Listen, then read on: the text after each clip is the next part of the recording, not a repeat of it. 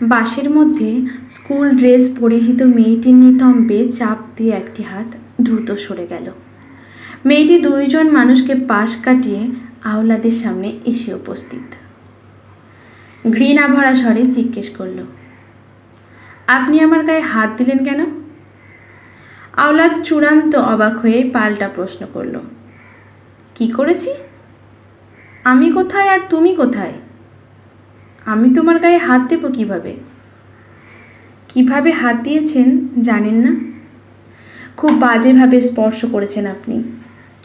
দেখো মেয়ে, বাসের মধ্যে নাটক করবে না। এমনি ভিড়ের মধ্যে দম ফেলার অবস্থা নেই। দেখেন না ভাই, আমি এখানে দাঁড়িয়ে আর মেয়েটি দুইজন মানুষের সামনে। দুইজন মানুষ ডিঙিয়ে আমি কি করে এই মেয়ের গায়ে হাত দেব?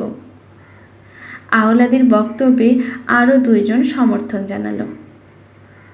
একজন মেয়েটিকে বলল, এই মেয়ে, তোমার দুই পাশে যারা দাঁড়িয়েছে তাদের ডিঙিয়ে এই মানুষটা কিভাবে তোমার গায়ে হাত দিল? মেয়েটির মা এসে পাশে দাঁড়িয়েছে। মেয়েটির হাত ধরে টানছে আর বলছে, চলে আয় শায়লা, চুপ কর, বাদ দে। শায়লা আবারও আওলাদের দিকে তাকিয়ে বলল, দেখেছেন, আমার মা চুপ করতে বলছে। কেন বলছে জানেন? আমি মেয়ে।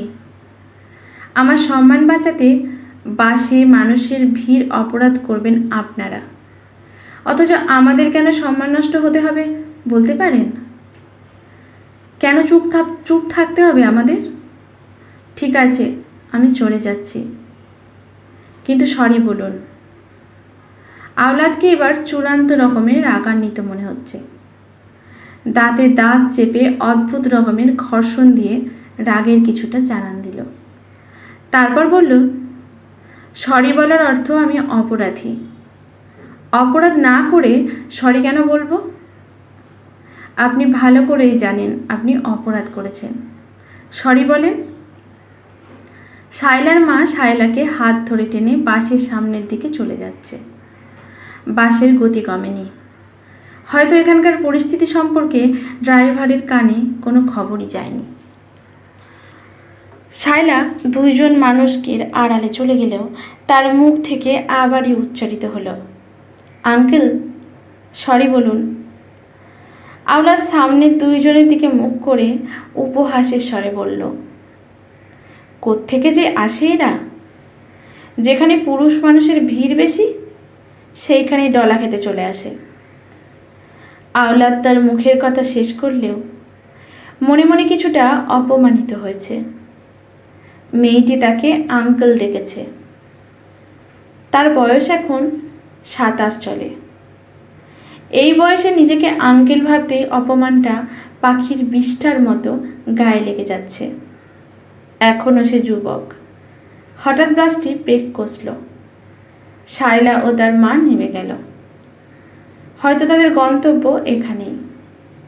শায়লা বাসের জানালায় বারবার এসে চিৎকার করে বলছে, আঙ্কেল, সরি বলুন। আওলাদ না শোনার ভান করে অন্যদিকে তাকিয়ে আছে। ভাবছে তুলির কথা। সকালে আসার সময় বলে দিয়েছে, আব্বু, আজ আমার নতুন জামা চাই।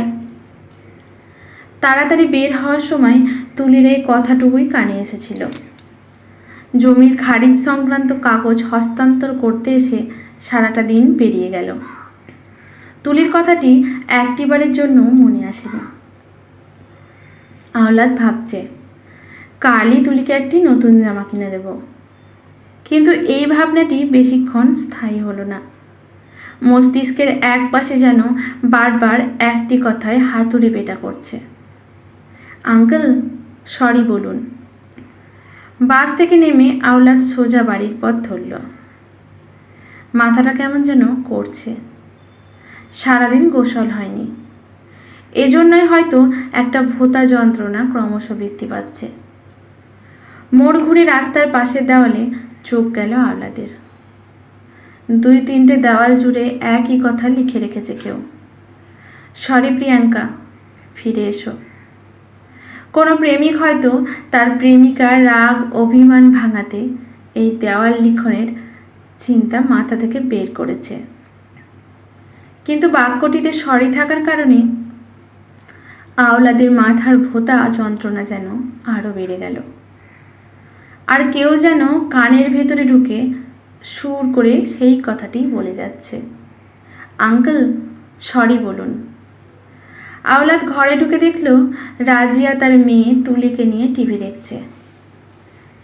রাজিয়ার প্রতি আওলাদের কিছুটা রাগ হলো। মনে হচ্ছে 5 বছরের মেয়েটাকেও রাজিয়া সিরিয়াল দেখানোর অভ্যেস করে তুলবে।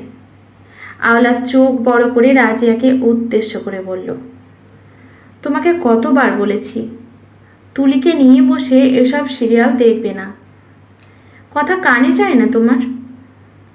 রাজিয়া বুঝতে পারল সারাদিন খাটুনি শেষে এসে এই দৃশ্য দেখে আওলাদের মেজাজ চরমে। এখন তর্ক করা ঠিক হবে না, তাই নরম সুরে বলল, সরি সরি। তুলি কখন এসে আমার পাশে বসলো টের পায়নি। আওলাদের মাথা যেন ছিঁড়ে যাচ্ছে ভোঁতা যন্ত্রণায়। আর যেখানেই যাচ্ছে সবখানে যেন সরির উপস্থিতি। আওলাদ জামা কাপড় ছেড়ে হাত মুখ ধুয়ে এসে দেখল তুলি গাল ফুলিয়ে বসে আছে। আওলাদ এগিয়ে এসে হাঁটু গেড়ে তুলির মুখোমুখি হলো। তারপর বলল, বাবাটা সারাদিন অনেক কাজ করেছে আজ, তুলিকে নিয়ে নয় কালকে 1-2টা নতুন জামা কিনে দেবে? এই কথা শোনার পরও তুলির মুখে হাসি ফোটেনি। তখন রাজিয়া বলল, আজ তুলির জন্মদিন। সকালে তুমি বের হওয়ার সময় পেছন পেছন গিয়ে বলে এসেছে নতুন জামা আর জন্মদিনের কেক আনার জন্য, কোনোটাই তো আনলে না।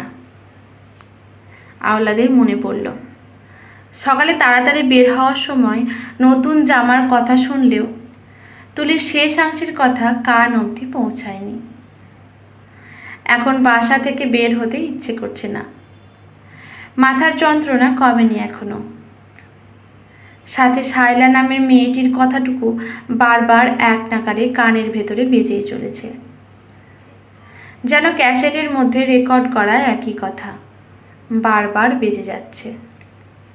আওলাদ বলল, ঠিক আছে তুলি, আমি আরেকটু পরে গিয়ে তোমার জন্য কেক নিয়ে আসবো, আর কালকে 2টা নতুন জামা আনবো। তুলি গাল ফুলিয়ে বলল, ঠিক আছে, সরি বলো। আওলাদের যেন পায়ের রক্ত মাথায় উঠে গেছে, কেমন যন্ত্রণা যোগ হলো তার। সরি সরি, যেদিকে যাচ্ছে সরি। আওলাদ হঠাৎ শোয়ার ঘরে গিয়ে দরজা বন্ধ করে দিল। সেখান থেকে বের হলো টানা 3 ঘন্টা পর। রাত অনেক হয়েছে, মেয়েটার ঘুমানোর সময় হয়ে যাবে একটু পর। আশেপাশের কাউকে জানানো হয়নি তুলির জন্মদিনের কথা। এই দায়িত্বটুকু রাজিয়াই পালন করা দরকার ছিল। অন্তত 2-1 দিন আগে থেকে পরিকল্পনা অনুযায়ী কাজ করা দরকার ছিল। অথচ সারা দিন শুধু টিভি সিরিয়াল দেখে রাজিয়ার কাজ। রাজিয়ার বাবা প্রচুর অর্থ সম্পত্তির মালিক। রাজিয়া সেই বাবার একমাত্র মেয়ে। আওলাদও বাবার একমাত্র সন্তান হওয়ায় বেশ টাকা পয়সার মালিক। তবুও মনের ভেতরে গোপন লোভ, রাজিয়া তার বাবার সব সম্পত্তি পাবে। এসব ভাবতে ভাবতেই পথে নামলো আওলাদ। মাথার যন্ত্রণা কিছুটা কম মনে হচ্ছে এখন। 1 সপ্তাহ পেরিয়ে গেল। আওলাদ 1 সপ্তাহে অসুস্থ হয়ে পড়েছে। মাথার যন্ত্রণা কিছুতেই কমছে না। ডাক্তার দেখানো হয়েছে 2 বার, কোনো উপকার হয়নি। ঠিকমতো ঘুমোতে পারছে না আওলাদ। মনে হচ্ছে শায়লা মস্তিষ্কের একটা স্থান দখল করে বসতি করেছে, আর টেপ রেকর্ডার বাজিয়ে বারবার একই কথা বলে যাচ্ছে, আঙ্কেল সরি বলুন। দুপুরের ভাত ঘুম দিচ্ছে তুলি। তুলির এক পাশে আওলাদ, অন্য পাশে রাজিয়া শুয়ে কানে হেডফোন লাগিয়ে মোবাইলে কিছু একটা দেখছে। আওলাদ মেয়ের পিঠে হাত দিতে গিয়েই অজানা কারণে হাতটা সরিয়ে ফেলল, যেন ভিড়ের চিপা থেকে হাত সরানো হলো। আওলাদ নিচু স্বরে রাজিয়ার কাছে জানতে চাইল, না ঘুমিয়ে কি দেখো মোবাইলে? উত্তরে রাজিয়া বলল, নাটক দেখি, আর একটু বাকি আছে। সরি দীপান্বিতা, নাটকটি এতবার দেখেও মন ভরে না। আওলাদের মাথায় কেউ যেন হাতুড়ি দিয়ে পেটাচ্ছে। আওলাদ আর শুয়ে থাকতে পারল না। শোয়া থেকে উঠে পুরনো ডায়েরিটা বের করলো। অনেকদিন কিছু লেখা হয়নি। কি লিখবে আওলাদ? কিছু না ভেবেই কলম হাতে নিল। কিন্তু আওলাদের মনে হচ্ছে হাতের শক্তি কমে যাচ্ছে। মনের অজান্তে ডায়েরিটা কয়েকবার লিখল, sorry sorry sorry uncle, sorry বলুন। হঠাৎ আর কিছুই লিখতে পারছে না আওলাদ। হাতের দুইটা আঙুল একদিকে বাঁকা হয়ে গেল। মুহূর্তে আওলাদ চিৎকার করে ডাকলো, রাজিয়া রাজিয়া, আমার হাতে শক্তি পাচ্ছি না। রাজিয়া শোয়া থেকে উঠে এলো। ঘটনা সত্যি, হাতের দুইটা আঙুল একদিকে বাঁকা হয়ে গেছে। রাজিয়া কি করবে ভেবে পাচ্ছে না। আওলাদের হাতের কবজি থেকে আঙুল অবধি কেমন যেন শক্ত কাঠের মতো মনে হচ্ছে। ততক্ষণে তুলি উঠে গেছে ঘুম থেকে। রাজিয়া আওলাদকে ধরে তুলল। হাসপাতালে নিয়ে যেতে হবে দ্রুত। পাশের বাসায় খবর দিলে হয়তো কেউ সাহায্য করতে এগিয়ে আসবে। রাজিয়া ছুটল সেদিকে। তুলি বিছানায় বসে আছে। আওলাদ দ্রুত রান্নাঘরে ঢুকল। বাম হাতের বটি নিল। ডান হাতটা টেবিলের ওপরে রেখে কবজি বরাবর দুইটা কোপ।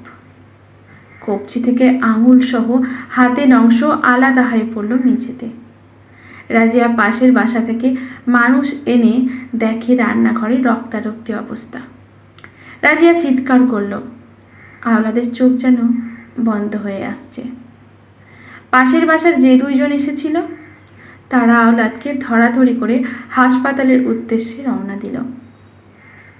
আওলাদ বিড়বিড় করে কিছু একটা বলছে। সেই কথা যেন আওলাদ একাই আবার শুনতে পাচ্ছে। আওলাদ আবারও বলছে, একবার সরি বলাতে এই পাপের প্রায়শ্চিত্ত হবে না। তবুও আমি সরি সাইলা, সাইলা আমি সরি। আজকের গল্পটি এখানেই সমাপ্ত। ভালো লাগলে লাইক, শেয়ার, কমেন্ট করে পাশে থাকবেন এরকম নতুন নতুন গল্প পাওয়ার জন্য। গল্পটি সংগৃহীত। ধন্যবাদ।